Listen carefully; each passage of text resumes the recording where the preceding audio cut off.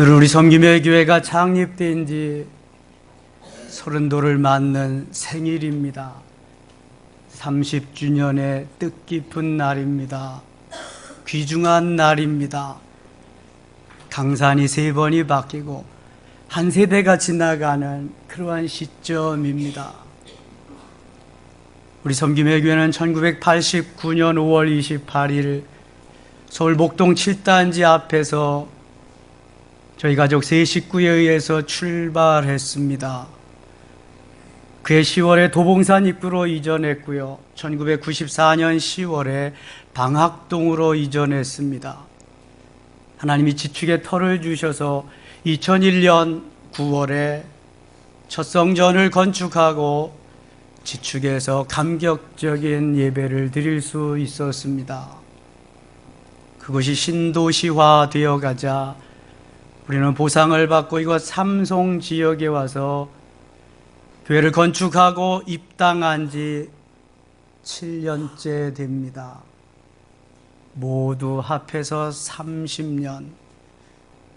어느덧 해놓은 것도 없이 30년의 세월이 흘러가고 말았습니다. 지나온 세월 30년은 그 어느 것 하나 하나님의 손길 안 미친 것이 없었습니다. 하나님의 은혜 아닌 것이 없었습니다. 모두가 다 은혜요. 모두가 다 하나님이 하셨던 하나님의 작품이셨습니다. 그동안 우리 섬김의 교회와 함께 해주시고 저와 함께 해주신 사랑하는 섬김의 가족 여러분, 정말 고맙습니다. 감사합니다. 그리고 사랑합니다. 제가 여기서 여러분에게 드릴 수 있는 전부입니다. 얼마나 많이 힘드셨습니까? 얼마나 많이 괴로우셨습니까? 수많은 낙심과 절망 속에서 수많은 장애물을 헤치고 나가면서 고비를 넘으면서 여기까지 왔습니다. 새성전에서 신앙생활을 시작하신 분들은 잘 모르지요. 적어도 지축에서 신앙생활을 했던 섬김의 가족들은 한마음으로 울고 웃으며 그 엄청난 지난 날들을 헤쳐온 그 사실을 모두가 다 압니다. 기도하지 아니하면 안 되었던 시절들, 울며 불며 부르짖지 아니하면 아니 되었던 그러한 시절들이 있었습니다. 30여 명의 적은 숫자로 하나님께서 허락하신 아름다운 교회를 건축한다는 것 자체가 우리에게는 너무 버거운 일이었습니다. 그러나 하나님은 해내게 하셨고 하셨습니다. 살아계신 하나님을 찬양합니다. 수많은 굴곡을 넘으면서 정말 포기하고 싶은 그러한 때가 한두 번이 아니었습니다. 때로는 월세거리가 없었고 때로는 끼니거리가 없었습니다. 오직 주님만 바라보고 주님만 의지하는 그 삶도 너무 힘들었습니다. 그러다 보니 하나밖에 없는 아들의 공부도 제대로 시킬 수가 없었습니다. 일리야를 까마귀가 물어다 주는 것으로 먹여 살렸듯이 하나님께서 보내주시는 것으로 그래도 굶지 않고 먹고 살았습니다. 나는 목회자의 사명이 없나 보다. 나는 목회에 달란트가 없나 보다. 실망하고 좌절할 때가 있었습니다.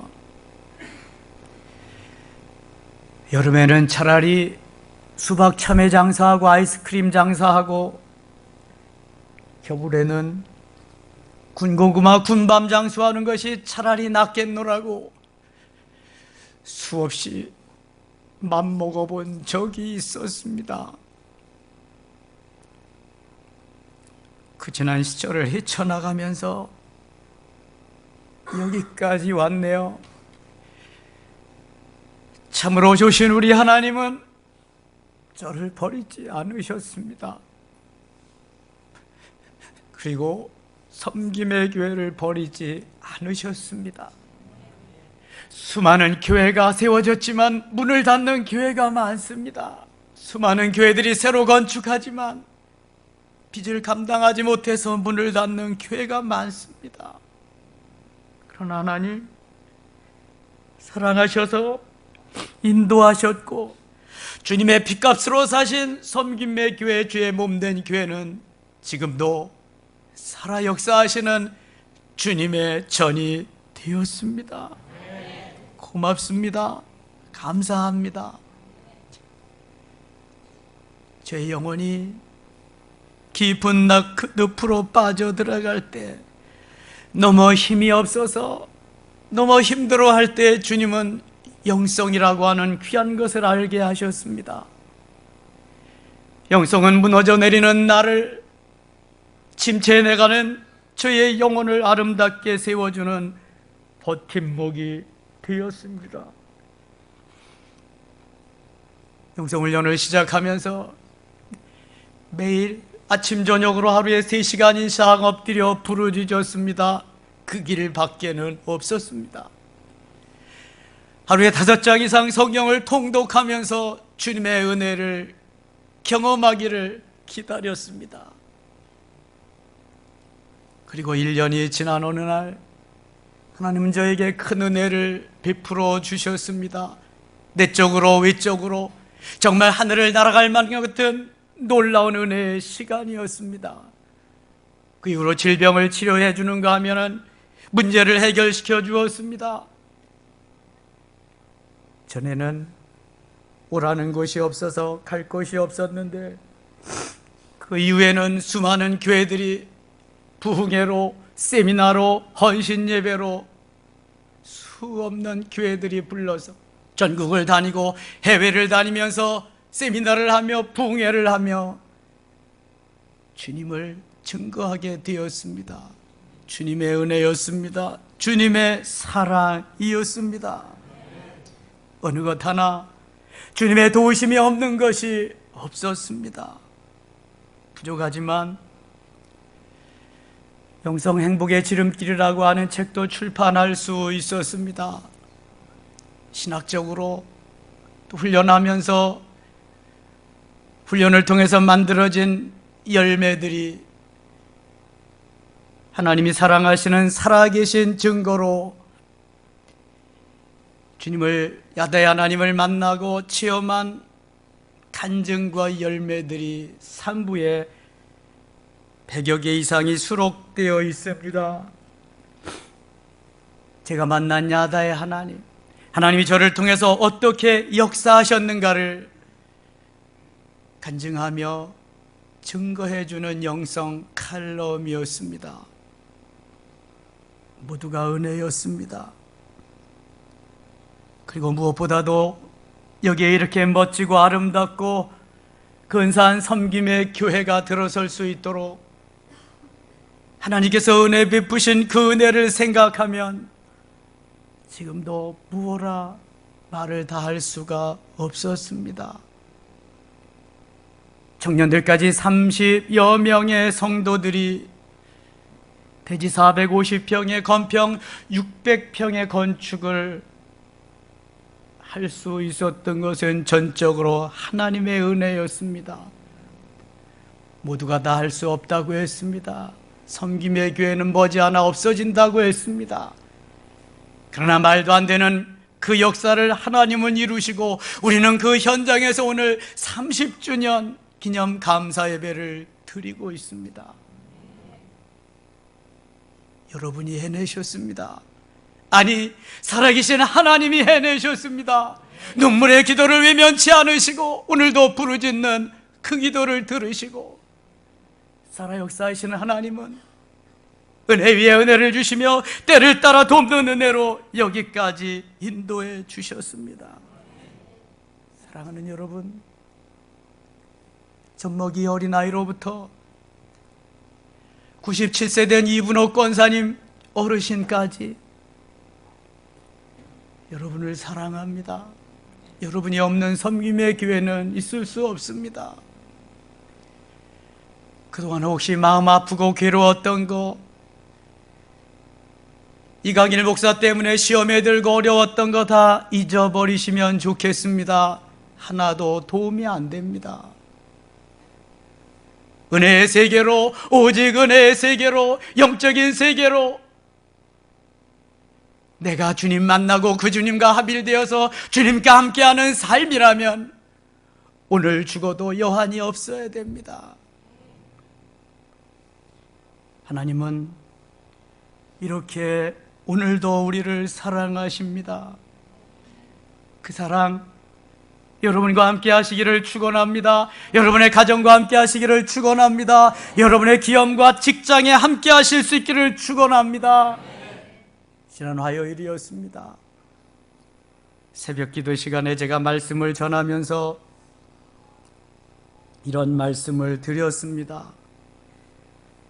이번 30주년 기념 감사 주일에 20년 이상 근속하신 분들은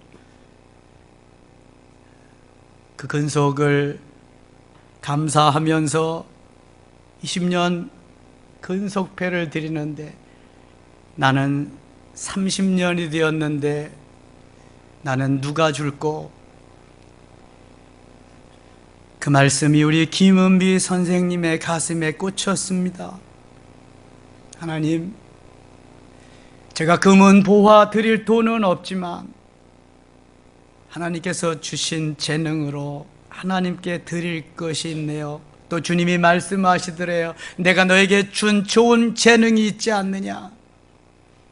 그래서 30주년 기념 찬양곡을 만들기로 했답니다. 새벽기도 마치고 산에 올라가는데 문자가 왔습니다. 목사님, 제가 이러이러해서 하나님이 찬양곡을 만들라고 했어요.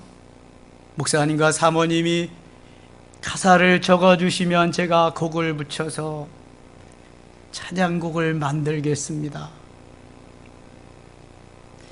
하나님이 하라고 하셨다는데 제가 또 못할 게 없지요. 저도 해야지요. 순종하면서 그동안 제 마음속에 가지고 있던 그러한 저희의 신앙의 고백을 짧게 보냈습니다. 저희 집사람도 보냈다고 해요. 목사님, 이거 가지고 부족하니까 좀 더 보내주세요. 또 보냈습니다. 목사님, 우리 교회가 앞으로 어떻게 갈 건가 그것도 하나 보내주세요. 또 보냈습니다. 출근도 안 하고 화요일 오후에는 행정실에 와서 막 곡을 만드는 것입니다. 중반절까지는 제가 괜찮게 소화를 하겠는데 이거 3분의 2 이하부터는 잘 소화가 안 되는 것 같아요. 그래서 제가 막 거기서 노래를 했습니다. 이렇게 적어 이렇게 해가지고 마무리를 했습니다. 화요일 날 곡이 만들어져서 수요일 날 대충 한번 해보고 수요 예배 때 한번 했습니다. 엉망이죠 뭐. 그리고 5일 지났습니다. 찬양곡이, 멋진 찬양곡이 하나 만들어졌습니다. 이름하여 이강일, 박현숙 작사, 김은비 작곡, 오직 은혜로입니다. 그 내용은 이렇습니다. 지나온 세월 돌아보니 오직 주의 은혜라. 내가 한 일 전혀 없고 오직 주의 은혜라. 고난과 역경 속에도 주만 따를 뿐, 기쁨과 행복 넘쳐도 주님만 따라가리. 말씀으로 새롭게, 은사로 강하게, 성령으로 뜨겁게, 은혜로 충만하게, 이후로도 오직 은혜로, 오직 은혜로 살리라. 영원히 영원히 영원토록 주님만 위해 살리라. 이따 봉헌 시간에 봉헌곡으로 드리겠습니다. 사랑하는 여러분, 그렇습니다. 내가 한 일 전혀 없습니다. 오직 은혜입니다. 하나님이 고용하셔서 하게 하심에 따라서 수종 든 것 밖에는 없습니다. 먹을 거 주시지 않으면 굶는 겁니다. 금식도 하는데, 차 타고 갈 차비 없으면 걷는 겁니다. 일부러 운동도 하는데, 무엇이든지 은혜라고 긍정적으로 적극적으로 생각하면 은혜가 되는데, 꽈배기같이 청개구리같이 조금만 이상한 방향으로 가면은 그것은 시험거리가 됩니다. 틀림없습니다. 요셉은 모든 것이 하나님이 하셨어요, 하나님이 하셨어요를 입에 달고 살았습니다. 그렇게 두려워 떠는 형님들 앞에서요. 여러분, 한 건 무엇 있습니까? 하나님이 하셨습니다. 다만 나를 사용하셨을 뿐, 나를 쓰셨을 뿐, 감사할 따름이지요. 고마울 따름입니다. 주님의 은혜입니다. 사랑하는 성도들이여, 힘을 내시라, 힘을 내세요. 오늘도 주님이 함께하고 계시지 않습니까? 저는 무수저로 태어났습니다. 예수 믿는 사람이 아무도 없습니다. 매 맞으면서 내쫓기면서 신앙생활을 했습니다. 중학생 때부터, 초등학교 2학년 때부터 교회는 다녔지만 주님만 의지하고 주님만 바라보며 주님만 생각하며 주님만 소망하며 달려왔습니다. 오늘날까지. 그랬더니 주님이 하시더라고요. 주님이 앞장서서 하시더라고요. 나는 다만 순종하고 나는 다만 주님의 말씀 따랐을 뿐. 흑수저라고 무수저라고 낙심하지 마세요. 절망하지 마세요. 하나님이 도와주십니다. 하나님이 함께 하십니다. 하나님이 은혜 위에 은혜로 때를 따라 돕는 은혜로 채워주실 줄 믿습니다. 그러기 위해서 믿음으로 사셔야 돼요. 말씀으로 사셔야 돼요. 내 기분 감정으로 살거나 믿음 없이 세상적으로 살면 안 돼요. 하나님의 사람으로, 클래스가 다른 하나님의 사람으로 살아야 가능하단 말입니다. 오늘 본문에서 주님은 때를 따라 돕는 은혜를 말씀하시면서 때를 따라 돕는 은혜를 얻기 위해서 은혜의 보좌 앞에 담대히 나가라고 말씀하고 있습니다. 은혜를 받기 위해서, 때를 따라 돕는 은혜를 받기 위해서는 은혜의 보좌 앞에 담대히 나가라는 거예요. 여러분, 오늘 열일 젖혀놓고 은혜의 보좌 앞에 담대히 나오신 것을 하나님이 얼마나 기뻐하실까요? 오, 내가 사랑하는 이 집사, 김 집사, 아유, 저 고집부리 최 집사, 강 집사도 여기 나왔네. 야, 잘 나왔다. 잘 나왔어. 그래, 고맙다. 여러분, 주님이 보이시지 않지만 오늘도 눈동자와 같이 우리를 지키시며 인도하시며 이렇게 말씀하시, 내가 힘들 때 내가 안아주었단다. 더 힘들 때는 내가 업고 너를 갔단다. 주님은 잠시도 우리를 떠나지 않습니다. 그 주님의 은혜를, 주님의 임재를 경험하면서 주님과 합일되는 삶을 살아가는 것이, 이것이 우리 그리스도인의 삶입니다. 그때 나는 행복하다고 고백할 수 있는 것입니다. 때를 따라 돕는 은혜는요, 늘 주님을 사모하며 기다리는 자에게 오는 것입니다. 언제 은혜 주실지 몰라요. 오늘인지 다음 주일인지 몰라요. 설교할 때도 전반부일지 중반부일지 후반부일지 어느 부분에서 내가 거기에 꽂힐지 아무도 몰라요. 내 휠이 거기에 꽂히는 그 순간 나는 감동하는 겁니다. 나는 감격하는 겁니다. 은혜 받았다고 고백하는 겁니다. 집중하지 않고 내 생각에 엉뚱한 데가 있으면 그것은 전혀 나하고 상관없는 겁니다. 이제 하나님은 농사 짓는 데에도 이른 비와 늦은 비를 주십니다.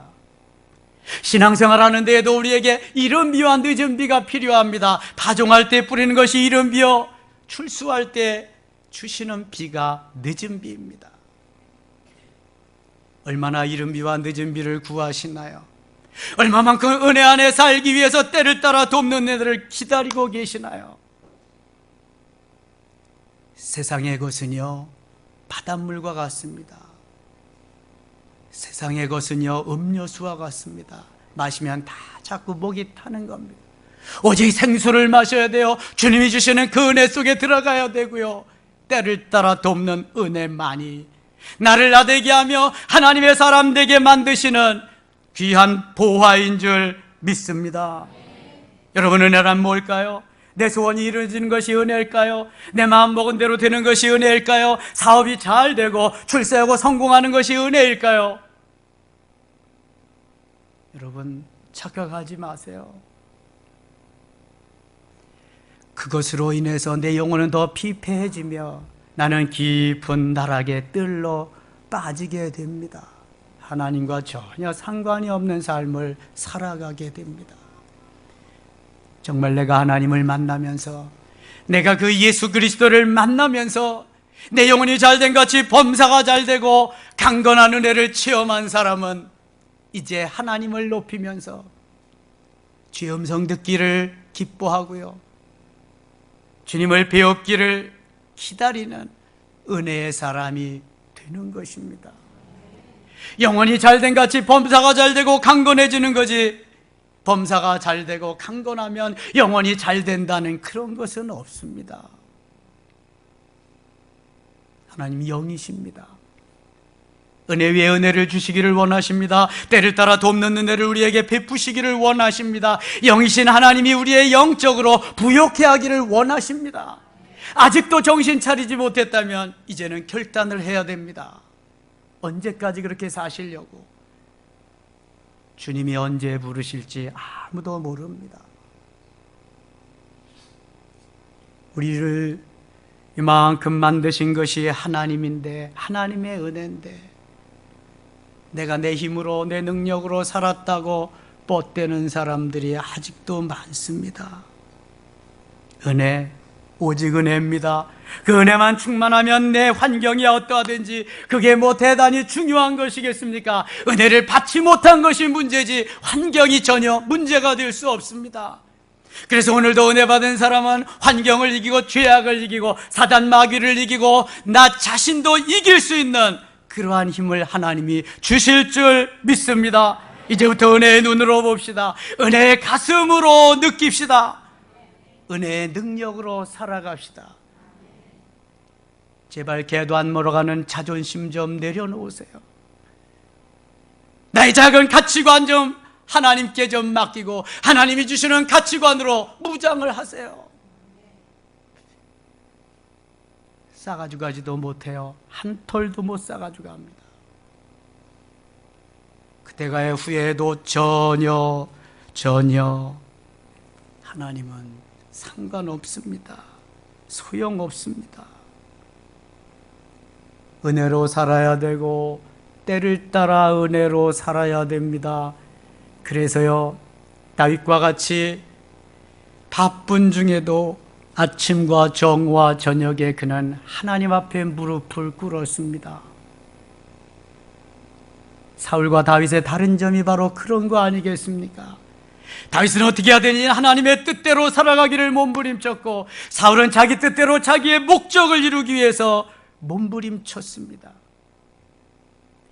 다니엘은 포로로 잡혀가서도 하루에 3번씩 예루살렘을 향한 성전을 향해서 창문을 열어놓고 공개적으로 3번씩 예배합니다. 기도합니다. 여러분, 포로로 잡혀가셨나요? 정말 예배할 수 없는 환경에 처해 있나요? 왜 그렇게 예배 생활을 제대로 잘 못하시나요? 왜 그렇게 기도 생활을 제대로 못하시나요? 다니엘을 보세요. 그리 아니하실지라도 이 신앙이 은혜입니다. 사자굴에 들어갈지라도 이 신앙이 은혜 위에 은혜입니다. 하나님이 이 신앙, 이 믿음으로 우리를 살기를 원하시는 거예요.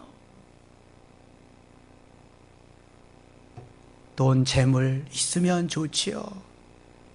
그러나 그놈의 돈, 재물이 나를 이상한 데로, 하나님도 없는 곳으로 나를 이끌고 갈 수가 있습니다.